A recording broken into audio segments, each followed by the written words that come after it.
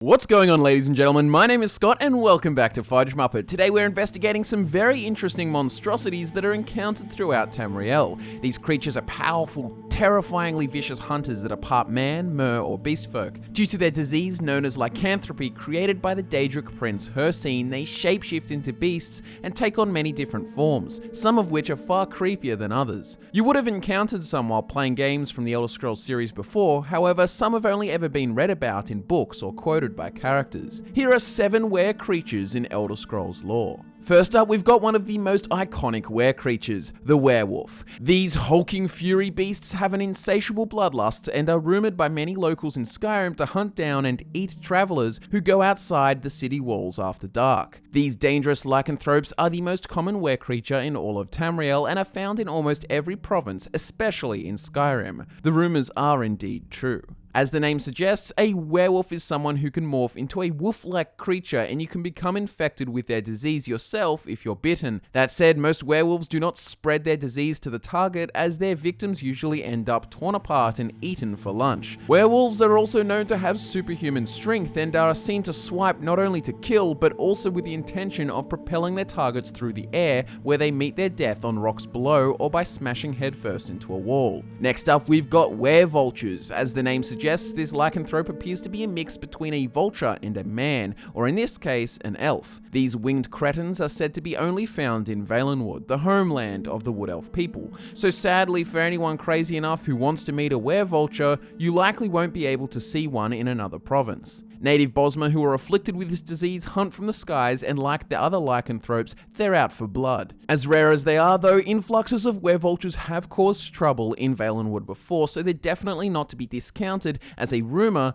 as is often seen with were creature number 3. This were creature is known as the werebear. These burly, powerful lycanthropes are said to be found all throughout Skyrim. However, you won't find one there, and no one else has hard evidence of them existing there. Anthropologists such as Lentulus Inventius, who have visited Skyrim before in search of werebears, believe the stories to be just that, stories. Regardless of this, legend has it that smearing canis root on the trees surrounding one's home will keep the werebears away, and this is exactly what the locals of Skyrim do. Interestingly enough though, it turns out that werebears do exist, as the Dragonborn is able to finally encounter them in the Dragonborn DLC while on Solstheim. Why these creatures are found only on Solstheim and not in the rest of Skyrim is unknown, but from interacting with them in the DLC you'll find they too have an insatiable bloodlust. Sadly, they appear as unarmed men from far away, so if you're the kind of person who gets friendly with strangers, please don't approach any Nords in ragged trousers, or you might end up as blood on the ice. The wereshark is the next were creature on this list, and I wanted to mention this one after the werebear as there are no fully confirmed or reputable sightings of this beast.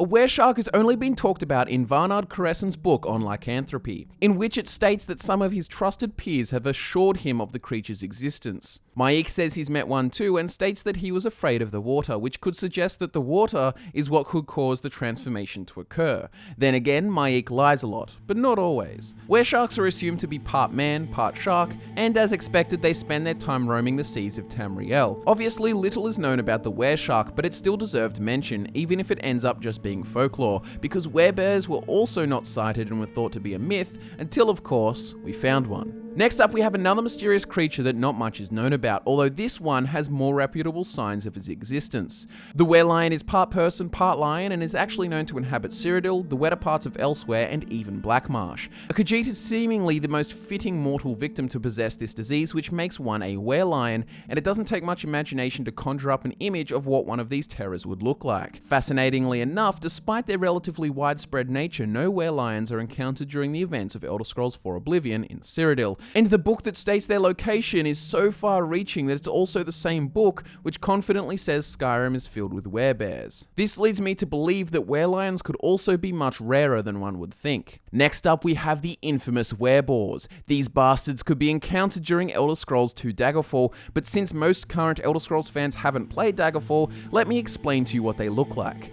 Imagine a large hoofed creature with long muscular legs and a humanoid form, with bulging biceps and pecs, greyish brown skin, and as you'd expect, the head of a boar, with massive tusks, glaring red eyes, and even a hairy mane, which runs from the top of its head down to its neck and back. These were creatures are tough and are found pretty much exclusively in Hierarch, the homeland of the Bretons. While playing Daggerfall, you can actually become a wereboar yourself if you get infected by another one, and you face the penalty of heavily lowered HP if you don't kill twice a month to quench your thirst for blood. To kill a wereboar, you'll actually need silver weapons or those of even better quality to do effective damage. Transformations occur every full moon. And finally, we have were-crocodiles. This were-creature is known to make itself at home in the province of Black Marsh, as you might expect, but also Morrowind. One could make the assumption that this strain originated in the land of the Argonians, but it's hard to know for sure. It's said to be most common amongst Argonians, and there were rumors of a man afflicted with a disease living in the Black Marsh city called Lilmoth. He was said to be killing the residents of the city, although this was later proved to be false.